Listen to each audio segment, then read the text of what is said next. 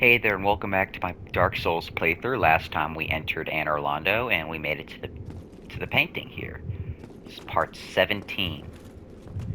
And I guess before I continue, I got a few of the names mixed up last time, if anyone noticed. When I said twin princes, I of course meant the demon princes, and uh, I said Aldia instead of Aldrich, I think. I think that's who I messed up. Even in my dub over, but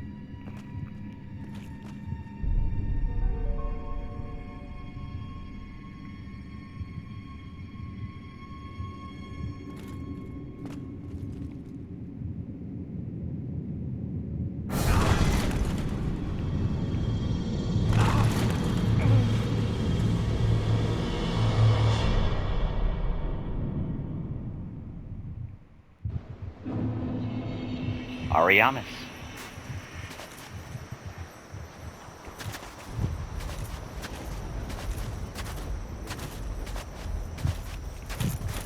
Onwards. I have no fucking idea what level you could Grave Lord or do stuff here, but I'm about level 50. It's about right for this area.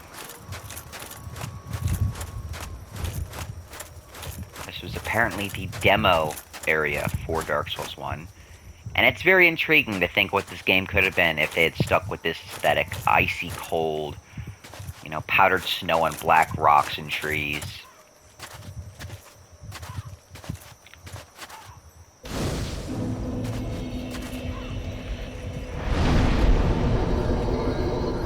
Got 2 levels. Alright, I can go to level 50.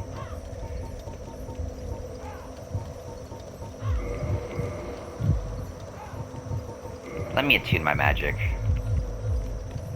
Because I do not need the Darkwind Seance ring. Could go... That'd be nice, just Evil Eye Ring. Attune magic. Sort of wish we had more utility spells for, mages in the later series. Like, something like Remedy. If it had been made in 2 or 3, well, especially 3, would have been a miracle.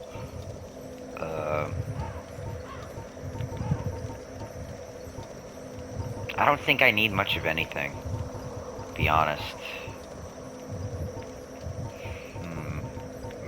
I'll go Wrath of the Gods and then Magic Barrier. And I'll do, Great Heal. I only got 7 Estus, soon to be 5. But yeah, Ariamis, we're here.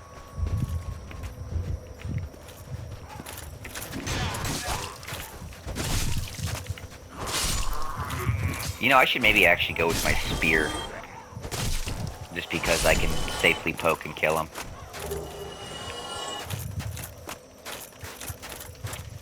But yeah, no, very unique. I've said this before, but I only ever beat this game once. And on a lot of my replay throughs that end up in Anor Londo, I don't bother with this area because there's no point for me. Right? Mage guy I don't think has any use, and Pyro guy had little to no use. It's interesting, though, that this area is using the hollow enemies. I mean, I guess that's the point. It's the destitute, the lonely, the lost. Hollows, especially these types that are so frail and weak, have nowhere to go. I've just realized something.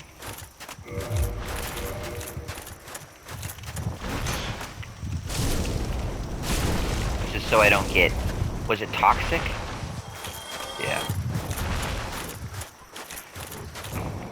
I had this idea, right? After all the talk I did last episode about giants and their strange relation to the gods, both enemy and friend seemingly. Well, implied enemy, but shown to be somewhat of a friend.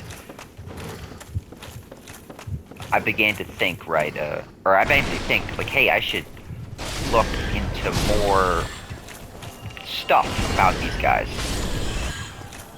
The first time I'm using the axe, by the way. Good old fire axe appreciation. It's doing good. But, started thinking about it. Like, alright, let me look up some videos. And someone brought up the fact that the giants, well, Dark Souls 2 giants, look like they're made out of stone, and later on look like they're made out of wood, which is very reminiscent of, you know, the dragons, the ancient dragons that are, you know, they have these stone fangs. I think a part of the implication is that they were a part of the untamed world, almost. Meanwhile, everything else is made of flesh and blood from the reign of the gods. The originals is just truly just the nature, untamed and wild. Not to be confused with living nature. Oh, I got a Estus refill, I think. That's strange. But just nature is in the elements. The wind, you know, weather, stuff like that. And of course, the trees and stones that compose it. And it's strange that Dark Souls 2 giants are almost like golems, right? They look like they're made of stone, and hell, there are, you know, the fake giants. Do I fast roll? Oh, that's...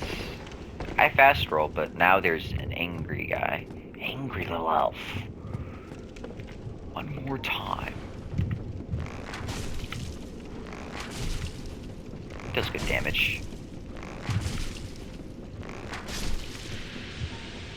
But as I was saying, I mean, King Vendrick's... Damn. King Vendrick's, golems that I think are animated by soul power are made in the image of giants, even with the gaping hole in their chest. And I'm not the best at Dark Souls 2 lore. I think it's extremely interesting, but at the end of the day, I'm not too familiar with it, and it doesn't help that a lot of people seem to skip over Dark Souls 2. You would think something like the giants of Dark Souls 2, which fill a very similar role to the dragons of Dark Souls 1, would have quite a few lore videos, but when I look it up, at most I have is one video by Honored Madman on the subject of giants throughout the series, which I haven't watched. Oh, here's a Velka Crow Demon.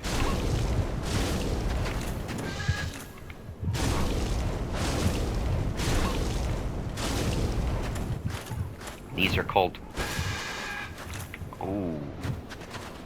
No fall damage? Oh, no fall damage.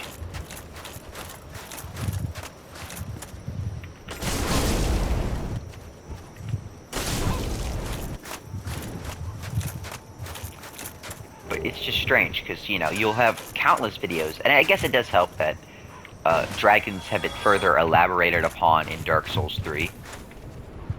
But still, it's strange that there's not many people talking about the giants, because they're very interesting. If we're to assume they're all the same people, you know, Dark Souls 1, 2, and 3. Red Sign Soapstone.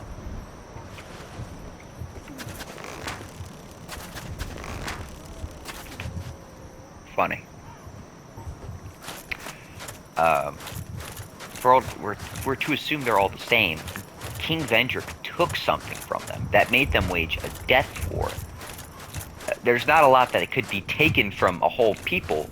You know, it's a fantasy setting, so it's very possible that something intrinsic to them was taken.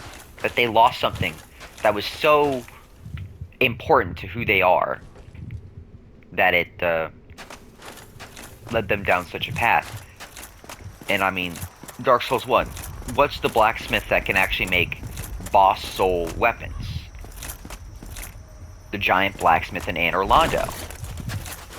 Not Andre. Not even after presumably hundreds of years and countless cycles can Andre make boss weapons. Even in Dark Souls 3. You know.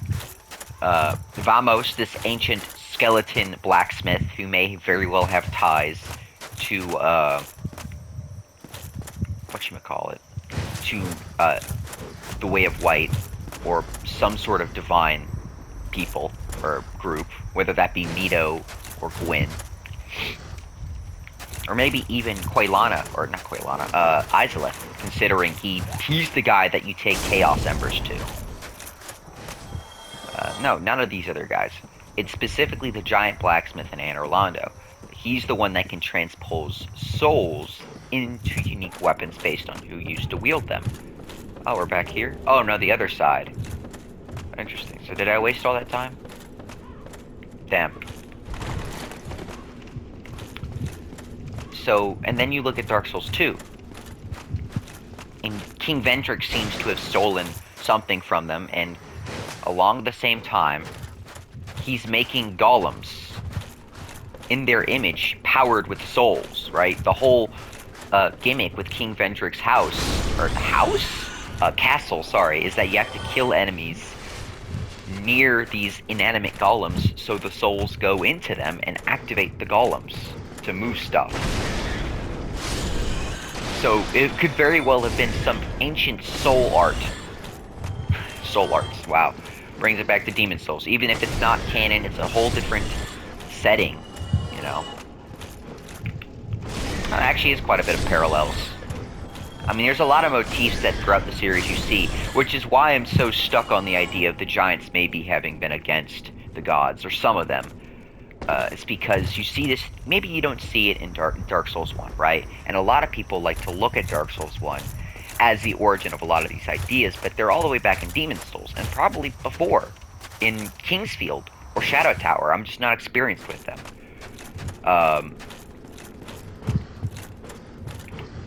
Like, you look at Demon Souls, and even if the 6th Archstone was cut, guess what? The giants were presumably predatory, if not antagonistic, to the humans, right?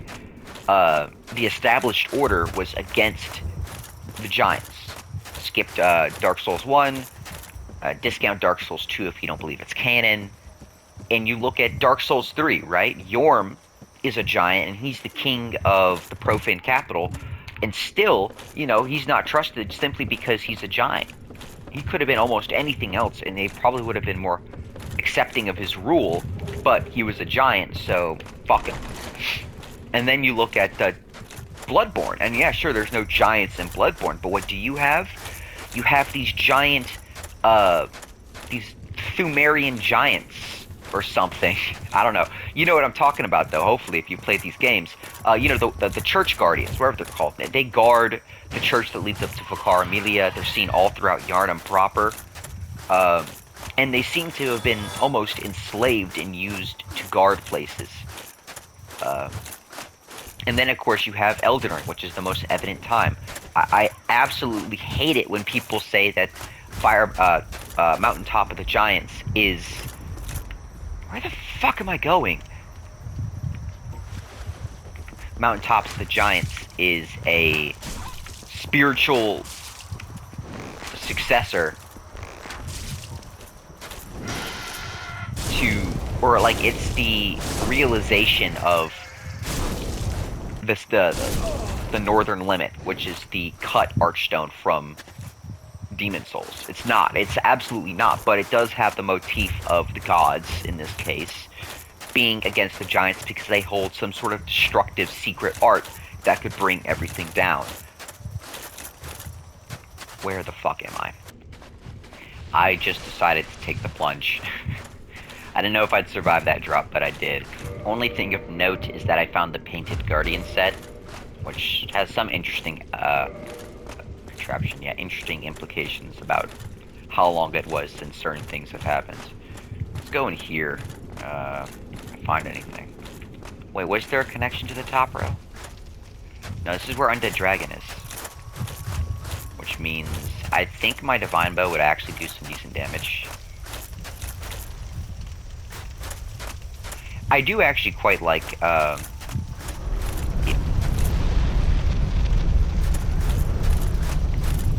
didn't even go towards you, dude.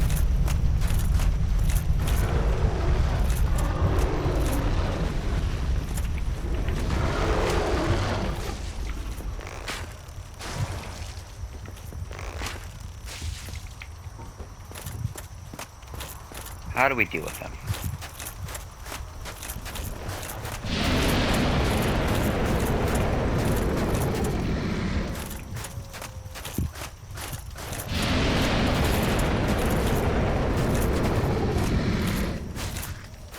I do 254 damage. Meanwhile, if I go to the maze, 254 versus...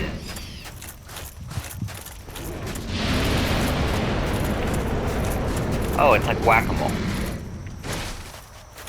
242.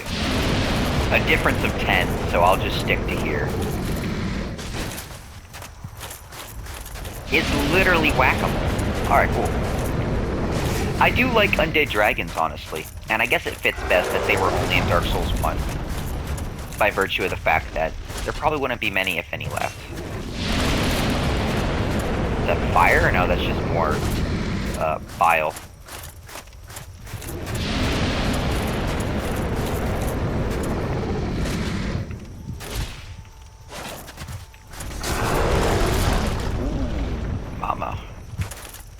Mama.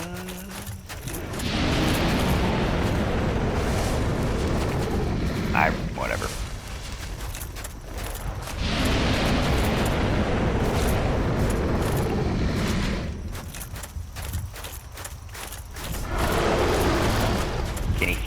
Can he true combo? Oh, I got lucky. Now I need to get back up.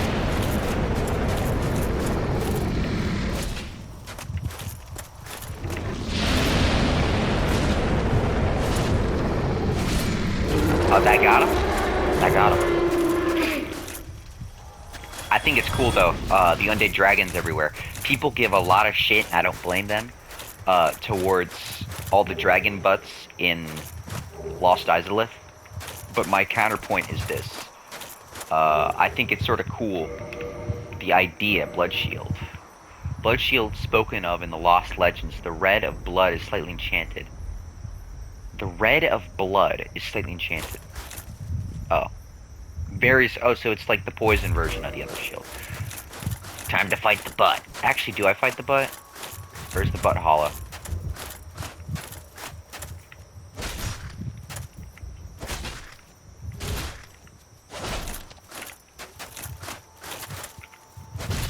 Huh.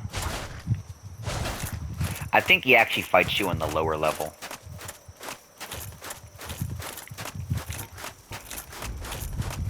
But I think it's cool, the idea that, because from the way it looked, some of this stuff didn't fully kill, well, clearly it didn't fully kill the dragons. The dragons are everlasting. So if we want to look at the dragons as symbolism of nature, raw nature, not wild animals, just the trees, the grounds, the water, stuff like that, this could, of course, imply pollution on the part of the humans who conquered nature. Oh, so there is a way to normally... Whatever, I'm a dumbass. I didn't have to drop. It's gonna be a long episode until we can get that next bonfire or something akin to it.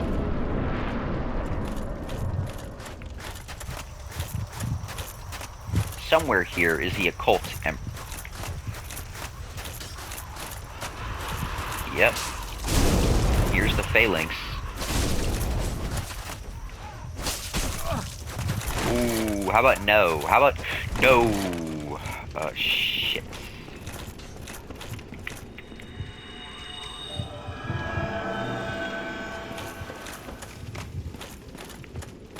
They hit hard as fuck.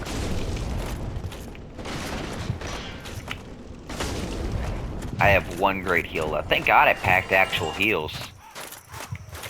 Yeah, no, these guys can be hard.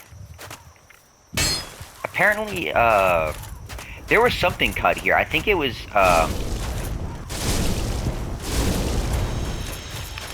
believe it was Shelva? Not Shelva. Shiva the Deceased. In the wise words of Giant Dad.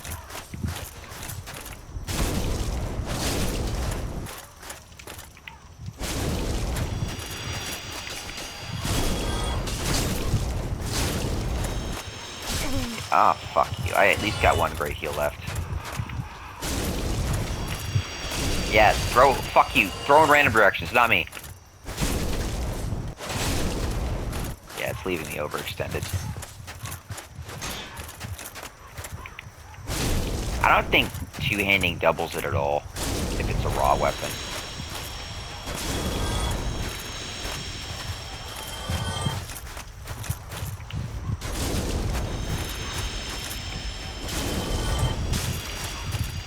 Like the next... Oh, well, that's that.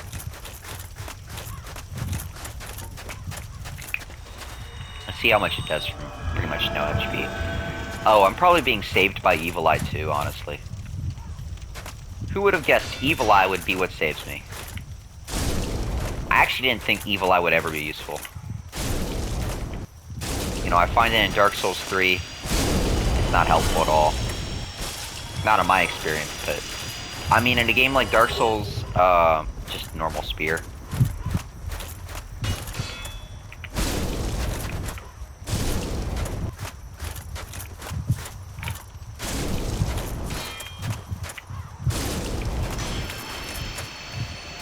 Just clearing out all these fucking phalanxes.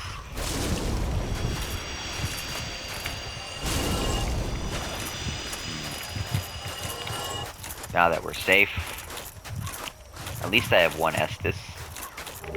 Humanity, nice. But yeah, I feel like Ring of the Evil Eye is more useful in this game, where you have very limited Estus. I mean, if it appears in Dark Souls 2, it's useful there, I bet.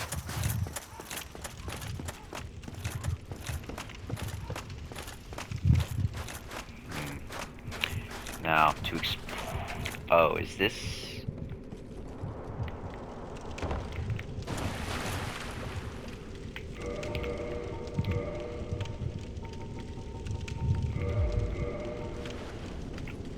He's like aura farming.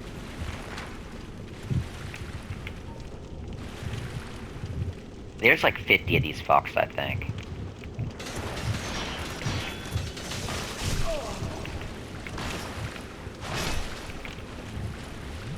That is just lovely.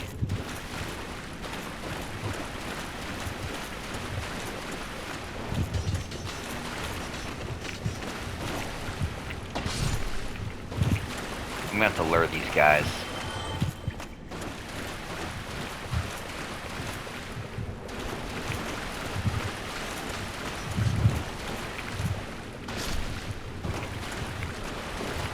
I knew there was a second of these guys. I just knew it. I was like, hey, there's definitely another. And there's like a catacomb section too. It's pitch black. Oh no, you fucking don't.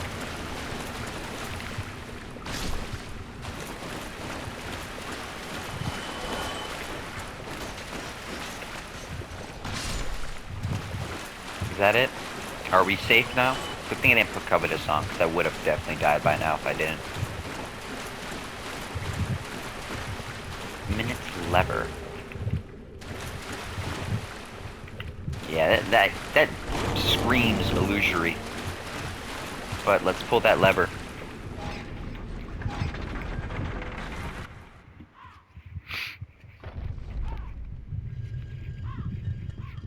This may end up being a 30-ish minute video. Sorry.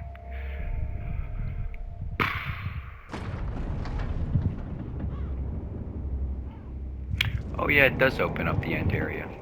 Because that's going to lead to Priscilla. But I'm here for the occult, so... Thought I saw another demon. Not demon, but a skeleton.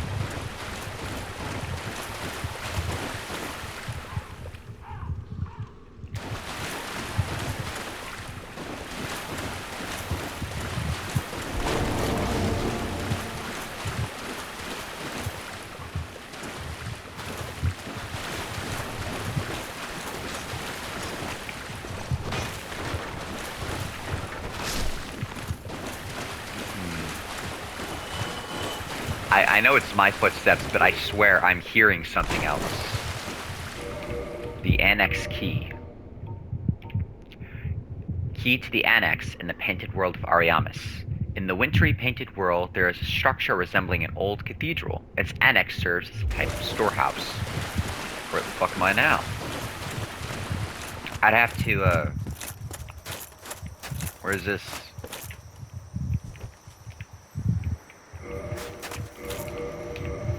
Or I could just try fire battle axe. Fire surge. Oh. Well, that's what that is. Good old fire surge. Is that a... Oh, might as well look at what it means. Not all pyros originate in the Great Swamp. Once one hears rumors of unknown pyromancers inhabiting various lands, and this spell is the work of one such outsider. Yeah.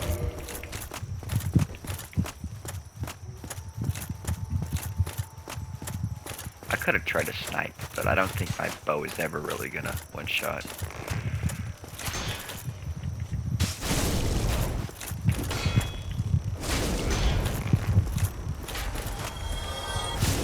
There we go. I thought there was a Black Knight here, but I think I'm getting the architecture confused with,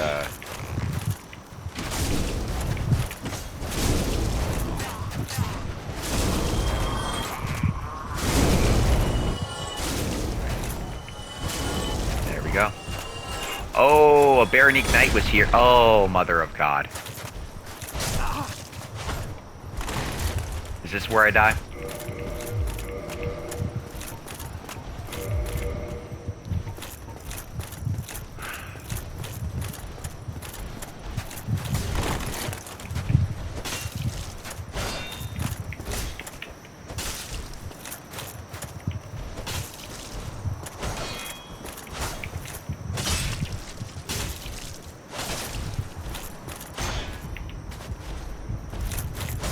Aren't I lucky? You didn't go for a follow-up.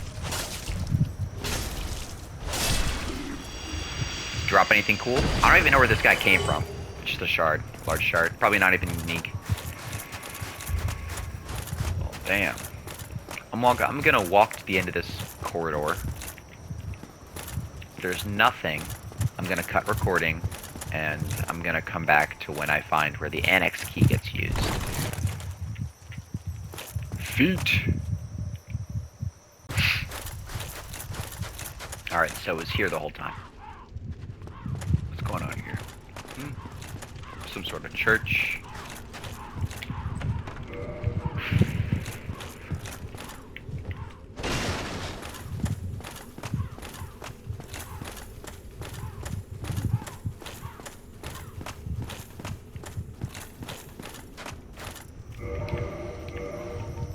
I need to bench a lot of these items because I'm just not using them.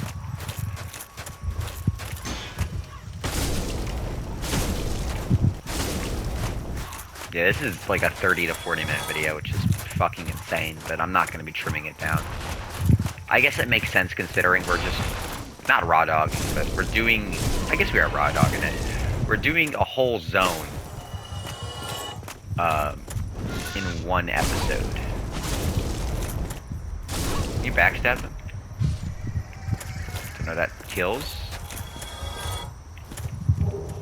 Vow of Silence is sort of cool.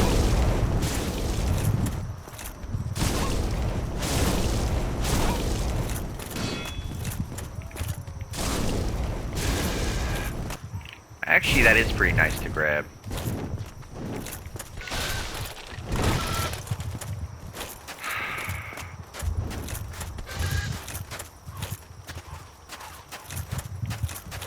Last thing I want to do is die.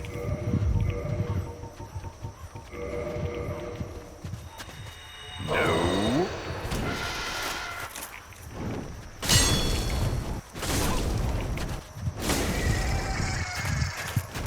They definitely reused that as sound effect later in the series. I swear, I think the Bloodborne crows use that sound when they die. Yeah, R2s are the best. They actually do some decent damage. Alright, now this way. The Velka set. It's the Velka set. Alright, I walked back. I love being lost. I bet it's so fun to watch too. Alright, so let's go this way. Oh, wait.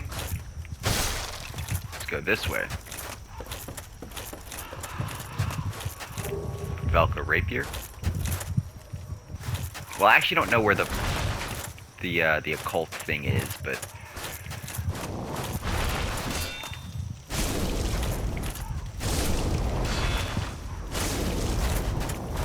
yeah, we got fireman. Oh, firemancers, pyromancers. Dark ember.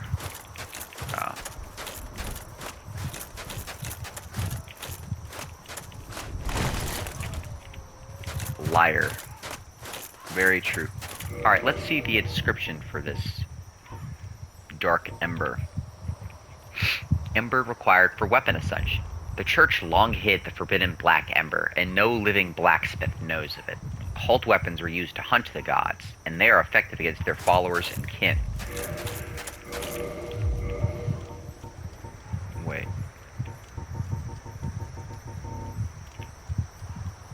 Sends +5 divine to occult. There we go. That's what I was wondering. I thought for a second it said it could max out. Yeah, I've got a blacksmith here. Petrified. A praying form. And now to finish off this episode.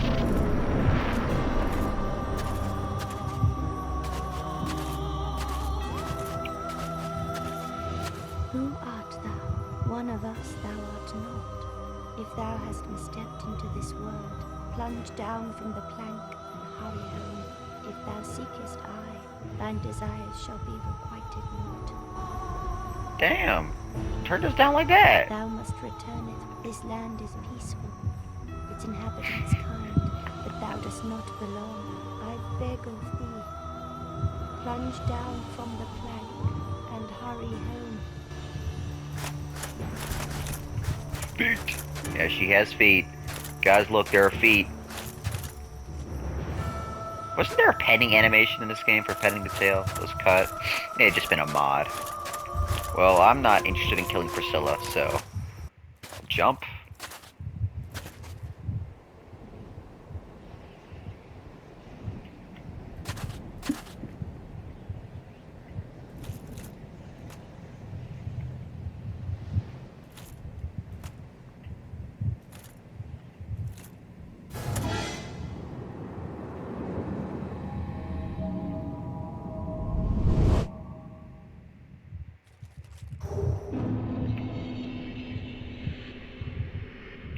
Holy shit, they're all behind me.